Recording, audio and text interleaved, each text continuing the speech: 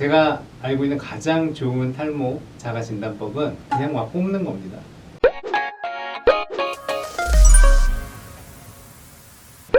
안녕하세요. 17년 동안 약 2만 명 정도의 우리 탈모 환자분을 만났었던 뉴에어 성형외과의 김진호입니다. 네, 요즘 내 머리 듬성듬성해서 탈모이지 않을까 걱정하셨던 분들, 지금 이 영상을 딱 5분만 봐주시면 도움이 되실 겁니다.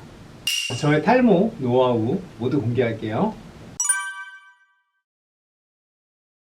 헤어 풀 테스트라고 한국말로는 이제 모바일 견인 검사라는 게 있는데, 이걸 해보시면은 알 수 있어요. 그 모바일 견인 검사 이름에서 알 수 있듯이 머리를 잡아당겨 보는 거예요. 머리를 한 20가닥에서 30가닥, 감이 안 오실 텐데 검지와 검지 손으로 잡히는 정도의 양이라고 보시면 되고요. 우리가 탈모 의심 부위를 가볍게 잡고, 가볍게 잡아당겼을 때 머리카락이 묻어나오는지 보는 건데, 한 10회 정도 했을 때 뭐 한두 개 정도 나오면 정상이에요. 지금 저는 지금 한 3번, 4번 했는데 지금 거의 묻어나온 게 없죠. 그러면 이제 탈모가 아닐 가능성이 좀 높아지는 거죠. 말로만 설명드리면 아시기가 좀 어려울 테니까 PD님을 모시고 한번 시범을 보여드리도록 하겠습니다. 간단하게 이제 손가락을 이용하는 건데, 엄지랑 검지랑 이 정도의 머리카락이 잡히면 한 20가닥에서 30가닥 정도 되거든요. 세게 당기면 누구나 빠지겠죠. 가볍게 잡아당겨서 보는 겁니다. 지금 제가 지금 6번 했는데 아직 하나도 안 나왔어요. 좋아요. 지금 한 10회 정도 했는데 머리가 하나도 안 나왔죠. 이러면은 지금 탈모 상태가 아닐 가능성이 높다고 얘기할 수 있겠습니다. 그 헤어 풀 테스트 양이 뭐 2-3개 이하면 된다, 뭐 5-6개까지 괜찮다 있는데, 잡아당겼을 때 탈모인 분들은 정말 많이 빠져요. 2-3개 정도 느낌이 아니라 할 정도로 빠지거든요. 그래서 탈모가, 이거는 애매할 때보다는 탈모가 한참 진행 중인 분들이 검사를 했을 때 좀 더 확실히 알 수 있는 검사입니다. 다만 이 테스트를 할 때 주의하셔야 될 게 하나 있어요. 샴푸 드라이 직후에는 이 검사를 하시는 게 좀 의미가 없습니다. 그래서 그 직후는 좀 피해 주셔야 되고요. 그 이유는 이제 샴푸하고 드라이 할 때는 머리가 하루 종일 좀 조금씩 빠졌던 것들이 머리에 붙어 있고 이러니까 이게 한꺼번에 빠지고 머리가 싹 정리가 빠진단 말이에요. 그러니까 이거 직후에 하면은 이제 나오는 머리카락이 별로 없는 거죠. 내가 탈모인데 이 검사를 샴푸 직후, 드라이 직후에 하면은 탈모가 아닌가? 라고 오해할 수 있는 거죠. 그러면 이 테스트로 이제 검사하는 게 좀 의미가 없어요. 그래서 샴푸 하시고 나서 최소한 한 5-6시간 정도는 지나고 나서 이 검사를 하는 게 의미가 있습니다. 그래서 병원 오실 때 이 검사를 해서 머리가 잘 안 빠지면 제가 항상 여쭤봐요. 샴푸 언제 하셨어요? 거의 다 직후에 오십니다. 왜냐면 병원 와서 이제 의사한테 머리를 보여줘야 되는데, 머리 안 감고 오시면 창피하잖아요. 그러니까 머리를 다 감고 오신단 말이죠. 근데 안 감고 오시는 게 저희가 좀 더 진단하기는 좋습니다. 그래서 탈모 검사 때문에 병원 오시는 분들은 머리 안 감고 오시는 것을 추천드립니다. 네, 이거는 모바일 비교 검사 정도로 우리가 이름을 정하면 될 것 같은데, 간단해요. 머리카락 두께를 비교하는 겁니다. 건강한 부위라고 생각하는 부위와 그 다음에 우리가 탈모 부위라고 생각하는 부위의 같은 면적이라고 생각하는 부위를 잡아서 살짝 만져보는 거죠. 그래서 비교하는 거죠. 아까 말한 테스트처럼 이렇게 엄지와 검지를 준비해서, 보통 이제 뒷머리, 옆머리는 탈모가 잘 없거든요. 그리고 보통 남성 탈모, 유전성 탈모는 정수리나 아니면 앞머리 쪽 탈모가 많죠. 그래서 건강하다고 생각하는 뒷머리 가운데 부분 정도를 한번 이렇게 가볍게 잡아보고, 그 다음에 탈모라고 생각하는, 보통 정수리가 이렇게 있겠죠. 보시면 같은 면적을 들어서 비벼봤을 때 두께 차이나 부피 차이가 느껴지면 탈모를 좀 더 의심할 수 있는 거죠. 저도 지금 해봤을 때 탈모가 느껴지고요. 실제로 탈모가 있고요. 예, 그럼 피디님 모시고 다시 한번 보여드리겠습니다. 보시면 건강하다고 생각하는 뒷머리 부분, 뼈 만져보시면 톡 튀어나온 부분이 있거든요. 이 부분 정도가 제일 건강할 확률이 높아요. 가볍게 잡으시고, 보통 많이 없는 곳이 정수리나 앞머리 M자 쪽인데 정수리 쪽으로 한번 해볼게요. 잡아서 이렇게 비벼보는 거죠. 비벼보고 부피를 만져보면, PD님도 느끼시겠지만 정수리 쪽 모발이 좀 얇은 걸 느낄 수가 있어요. 평소에도 아마 좀 여기가 없다고 느끼셨을 수도 있습니다. 그러니까 이러면 이제 정수리 쪽에 탈모가 지금 일어나고 있다라고, 그럴 가능성이 높은 거죠. 꼭 그런 것은 아닌데, 이거는 뭐 검사를 정확하게 해봐야겠지만, 그럴 가능성이 간략한 검사입니다. 우리가 보통 탈모하면 정수리나 앞머리 쪽이 없어지는 게 우리가 연상되는 이미지잖아요. 그러니까 이제 정수리 쪽보다는 뒷머리 쪽이 좀 건강하다고 보실 수가 있는 거예요. 일반적인 우리 유전성 탈모에서는요. 실제로 우리 환자분들 만나보면 뒷머리는 거의 뭐 90% 이상에서 뒷머리가 훨씬 건강했죠. 탈모가 진행된 분들을 보면은 지금 PD님 우리가 검사해 봤는데 간단하게 자가 검사로 테스트를 해봤는데 이런 걸 PD님의 두 검사를 보면은 딱 탈모다라고 얘기할 수는 없겠지만 탈모가 의심이 된다. 탈모 좀 더 정확하게 검사를 해봐야겠구나 정도를 한번 우리가 생각해 볼 수 있겠습니다.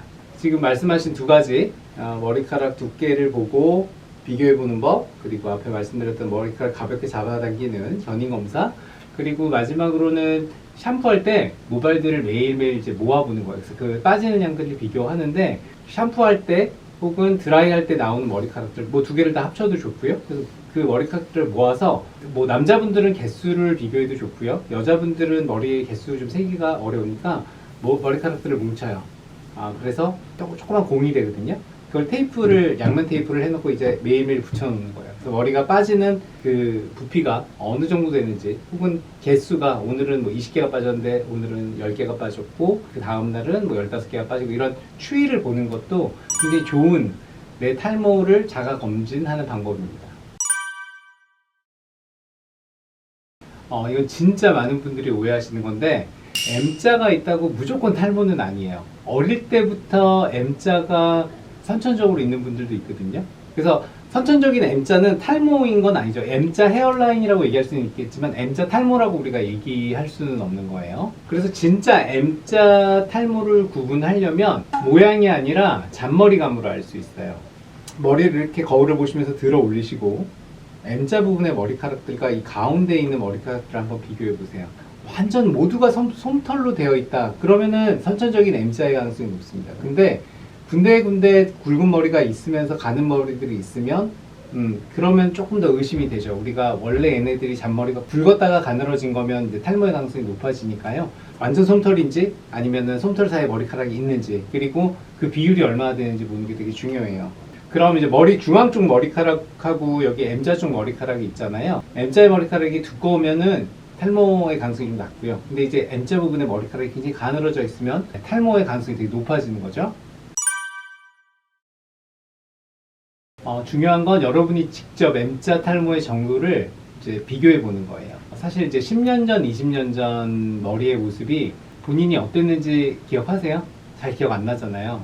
내가 탈모가 의심될 때는 한 달에 한 번 정도씩 정기적으로 같은 각도, 같은 조명으로 계속해서 찍는 거죠. 뭐 정수리, M자 둘 다면 더 좋고요. 그래서 머리카락을 계속해서 이 각도나 방향을 일정하게 해서 찍어 두시고 그거를 비교하면 탈모의 정도를 본인이 쉽게 느낄 수가 있습니다.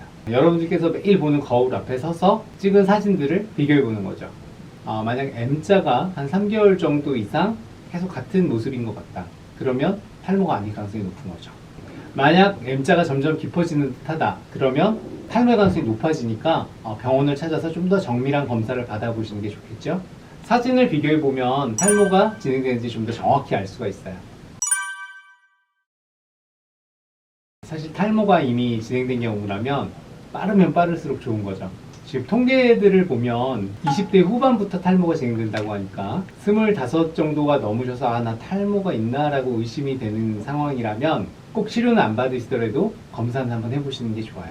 최근에 논문들을 살펴보면 탈모가 생기고, 그러니까 탈모가 있는지 본인이 인지하고 나서 병원 오기까지 3년 이상이 걸린다는 연구들이 있었어요. 아무래도 탈모 샴푸로 바꿔보고 이제 검은 콩이라든가 이런 슈퍼푸드 같은 것도 드셔보시고, 그리고 두피 마사지도 받고 대안책을 찾아보시다가 이것저것 해봐도 안 되니까 이제 뒤늦게 병원에 찾아주시게 되는 거죠. 이러다가 이제 우리가 탈모 치료 시기를 놓치게 되면 모발 이식까지 이제 고려해야 되는 상황이 올 수도 있습니다.